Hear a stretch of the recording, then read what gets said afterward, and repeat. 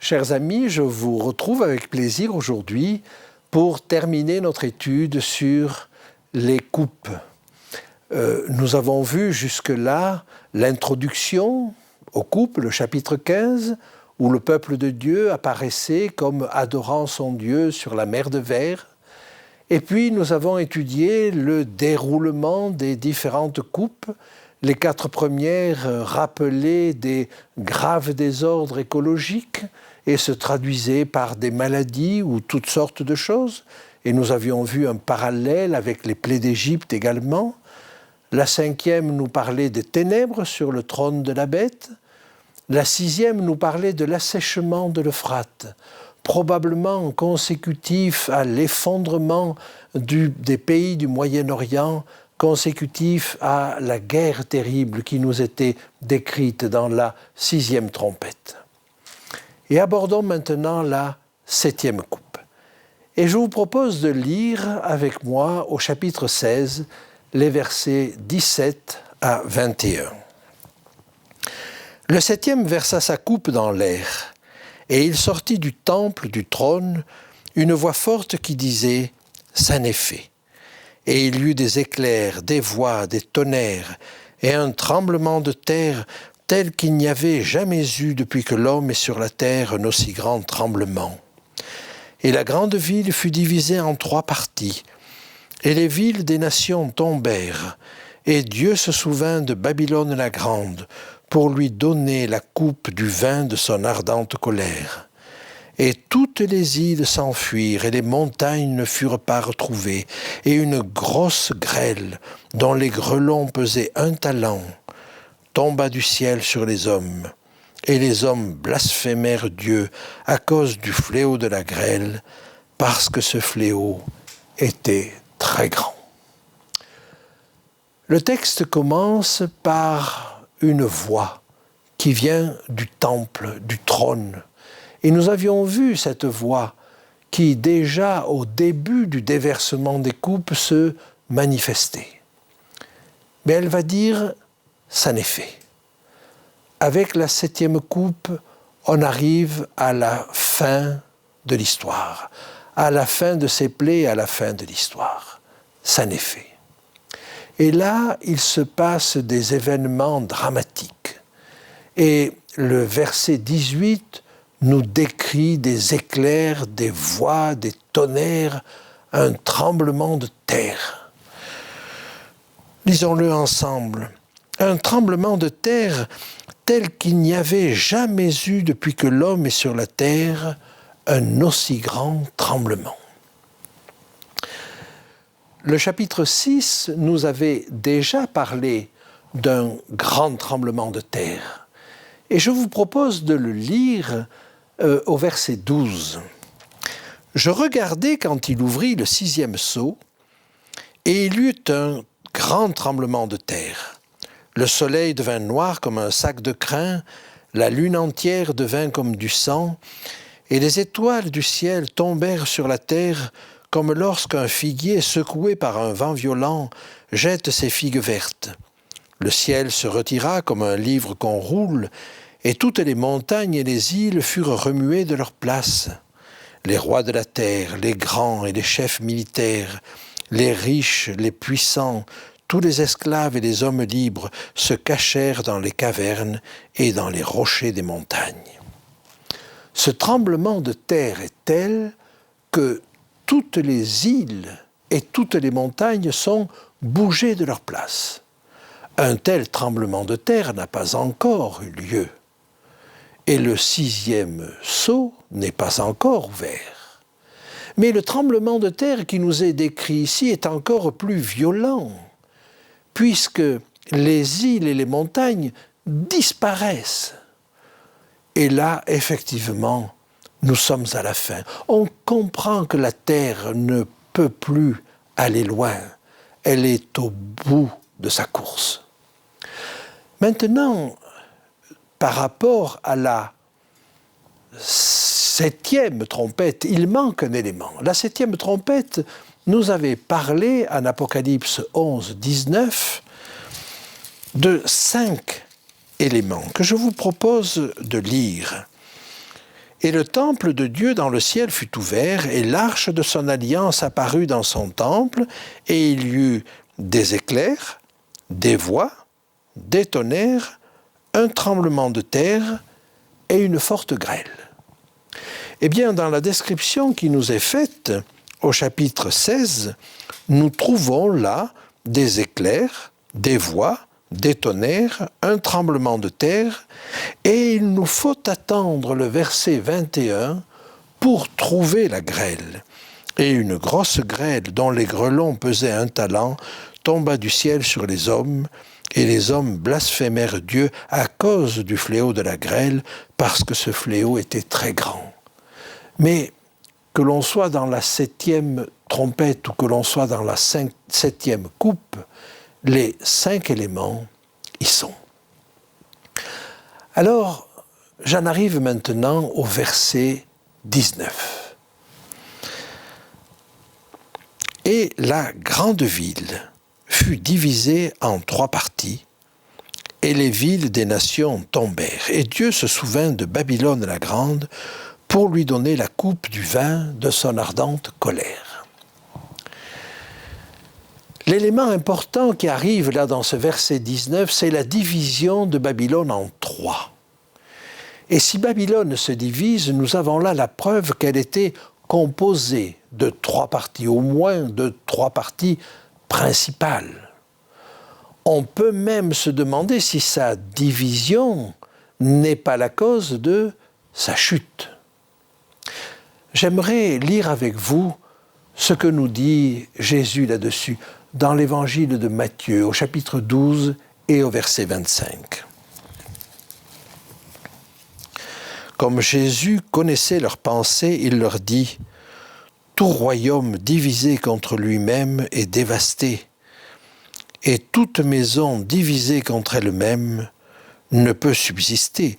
Si Satan chasse Satan, il est divisé contre lui-même. Comment donc son royaume subsistera-t-il » Eh bien ici, Satan est divisé contre lui-même. Les 3 parties qui composent Babylone sont toutes dirigées par Satan. Mais le système va se diviser. Et au fond, le système va être dévasté parce qu'il est divisé. Évidemment, il nous faut nous poser la question, quelles sont ces 3 parties ? Et nous avons déjà évoqué cela. Et c'est ce qui se passe dans la coupe précédente qui nous donne une indication. Dans la 6e coupe, nous avions vu 3 puissances associées, le dragon, la bête et le faux prophète, associés ensemble pour envoyer des esprits de démons vers les rois de toute la terre. Eh bien, est-ce qu'il n'y a pas là cette association qui constitue Babylone ? Plusieurs arguments vont dans ce sens. Le premier argument est lié aux esprits impurs. Ces esprits impurs habitent les 3 entités que nous avons vues, le dragon, la bête et le faux prophète. Mais Babylone elle-même est pleine d'esprits impurs.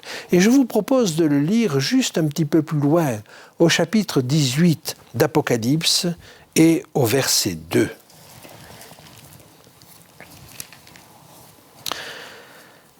Et il cria d'une voix forte, disant, « Elle est tombée, Babylone la grande. Elle est devenue une habitation de démons, un repère de tout esprit impur, un repère de tout oiseau impur et odieux. » Donc les mêmes esprits impurs habitent les trois entités que nous avons vues et Babylone. Il y a ensuite un deuxième lien. Il s'adresse au roi de toute la terre. Or, Babylone est celle qui a la royauté sur les rois de la terre.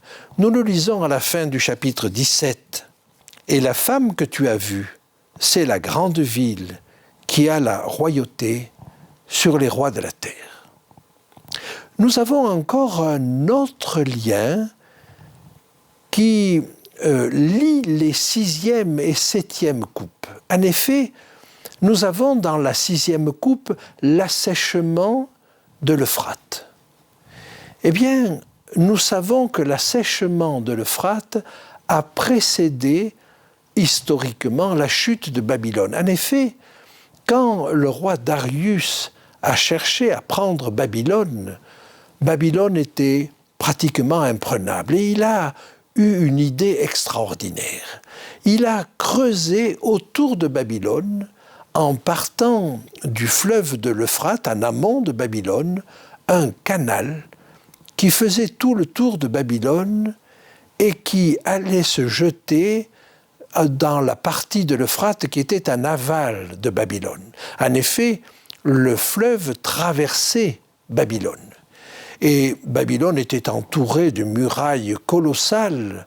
Et simplement, quand elle passait, la muraille passait en pont au-dessus du fleuve, en amont et en aval, et de grandes herses étaient dans l'épaisseur du mur et descendaient dans le fleuve.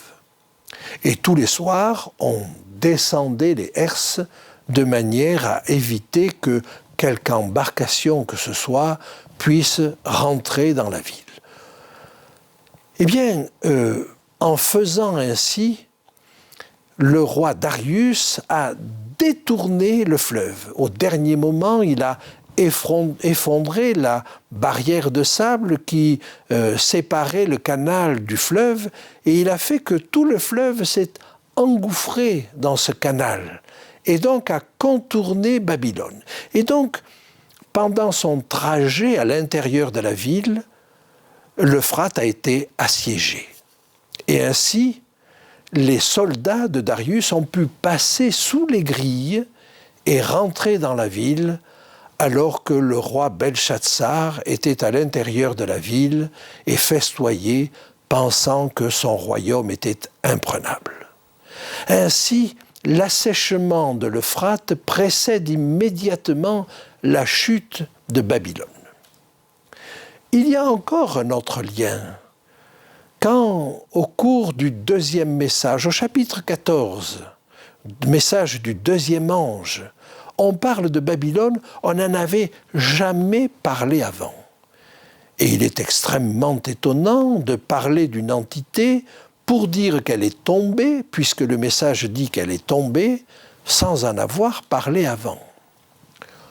Oui, mais au chapitre 12 et 13, on vient de parler longuement du dragon au chapitre 12, de la bête au début du chapitre 13, et de la bête à deux cornes, c'est-à-dire du faux prophète, en deuxième partie du chapitre 13. C'est-à-dire que quand on arrive au chapitre 14, on n'a jamais parlé de Babylone, mais on a parlé du dragon, de la bête et du faux prophète. Et finalement, on a parlé de Babylone. Et nous avons vu que ces trois entités, au chapitre 12 et 13, s'associaient et que le pouvoir passait en douceur de l'une à l'autre. De la même manière, quand Babylone disparaît, elle est brûlée par le feu, mais ses composants ne disparaissent pas. Et on va les voir brûler successivement et partir dans l'étang ardent de feu et de soufre. Donc Babylone apparaît bien comme l'association de ces forces-là. Et quand elle disparaît, les autres forces ne disparaissent pas alors même que nous sommes à la fin. Par conséquent, on a toute raison de penser que Babylone n'est autre que l'association, le conglomérat de ces trois puissances réunies, le dragon, la bête et le faux prophète.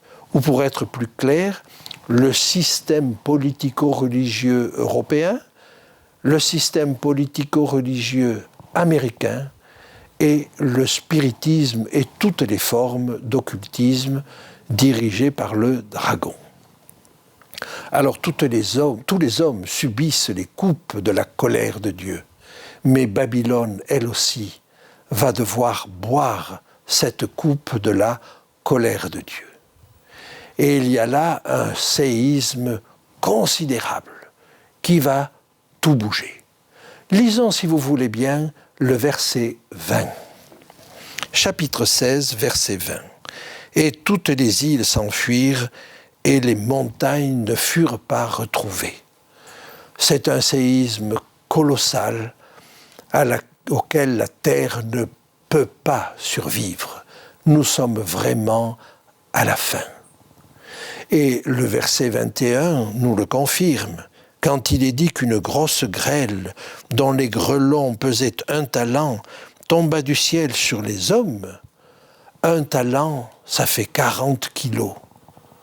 Et effectivement, les hommes blasphèment parce qu'on ne peut pas résister à un tel fléau.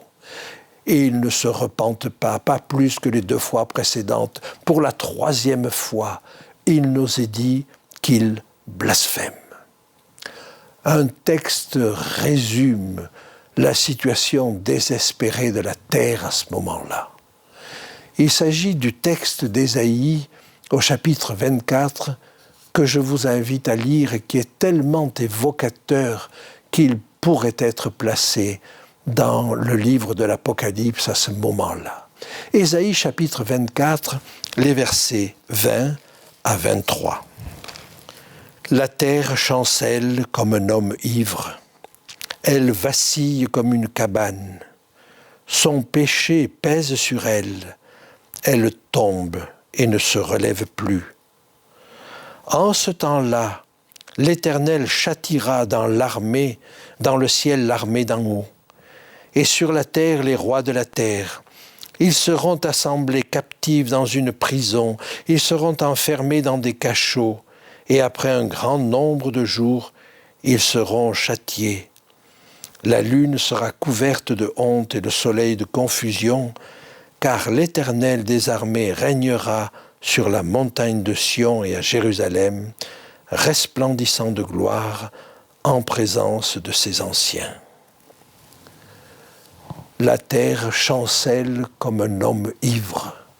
Elle vacille, elle tombe et ne se relève pas. Et les versets que j'ai lus ensuite nous montrent que nous sommes bien dans ce contexte de la fin. Et ce passage du prophète Ésaïe nous décrit ce qui se passe après. Alors, j'aimerais maintenant avec vous présenter un tableau qui va nous montrer que le jugement de Dieu se déroule selon une symétrie tout à fait extraordinaire. La première partie de ce tableau nous montre les sceaux. Et nous avons vu que les sceaux décrivent le jugement de la maison de Dieu. Mais il s'agit d'abord du jugement des morts, en particulier avec l'ouverture du 5e sceau. Puis avec le 6e sceau, dont nous venons de parler, avec ce grand tremblement de terre, commence le jugement des 144 000, le jugement des vivants. Mais ce jugement va surtout se réaliser dans le cadre des trompettes. Donc première phase, jugement de la maison de Dieu, mais jugement des morts dans la maison de Dieu. Deuxième phase, jugement dans la maison de Dieu, mais jugement des vivants. Et puis, vont venir les coupes. Alors les coupes, c'est déjà le jugement des réprouvés, mais c'est le jugement de ceux qui sont vivants. Et puis, vont suivre les 1000 ans que le texte d'Ésaïe évoquait. Et il s'agit du jugement de Babylone, toujours, le jugement des réprouvés, mais le jugement des morts. Et ainsi, il y a une symétrie. Jugement des morts de la maison de Dieu, jugement des vivants, puis jugement des vivants parmi les réprouvés et jugement des morts. Il y aurait encore une symétrie à développer parce qu'il y a un jugement dernier. Alors, que pouvons-nous tirer pour nous de cet enseignement ? Probablement, si Babylone tombe, c'est parce qu'elle est divisée. Et nous savons qu'une maison divisée contre elle-même ne peut subsister. Satan règne en divisant les uns contre les autres, par l'envie, par la jalousie, et à terme il ne peut subsister. Et le prophète dans l'Ancien Testament disait « Je fais sortir de toi un feu qui te dévore ». Le mal contient en lui-même les germes de sa propre destruction. C'est pourquoi le peuple de Dieu est appelé à être uni. Et j'aimerais lire avec vous un texte que nous pouvons trouver dans l'Épître aux Éphésiens, au chapitre 2, les versets 11 à 14. C'est pourquoi, vous autrefois païens dans la chair, appelés incirconcis, par ceux qu'on appelle circoncis, et qui le sont en la chair par la main de l'homme. Souvenez-vous que vous étiez en ce temps-là sans Christ, privés du droit de cité en Israël, étrangers aux alliances de la promesse, sans espérance et sans Dieu dans le monde. Mais maintenant, en Jésus-Christ, vous qui étiez jadis éloignés, vous avez été rapprochés par le sang de Christ, car il est notre paix. Lui qui des deux n'en a fait qu'un, et qui a renversé le mur de séparation, l'inimitié. Et je vous propose de lire un tout petit peu plus loin à partir du verset 19. « Ainsi donc, vous n'êtes plus des étrangers, ni des gens du dehors, mais vous êtes concitoyens des saints, gens de la maison de Dieu. Vous avez été édifiés sur le fondement des apôtres et des prophètes, Jésus-Christ lui-même étant la pierre angulaire. En lui, tout l'édifice bien coordonné s'élève pour être un temple saint dans le Seigneur. En lui, vous êtes aussi édifiés pour être une habitation de Dieu en esprit. Il n'y a plus ni homme, ni femme, ni juif, ni étranger, ni blanc, ni noir. Il n'y a plus qu'un peuple uni autour de son Sauveur. C'est cela, le véritable peuple de Dieu.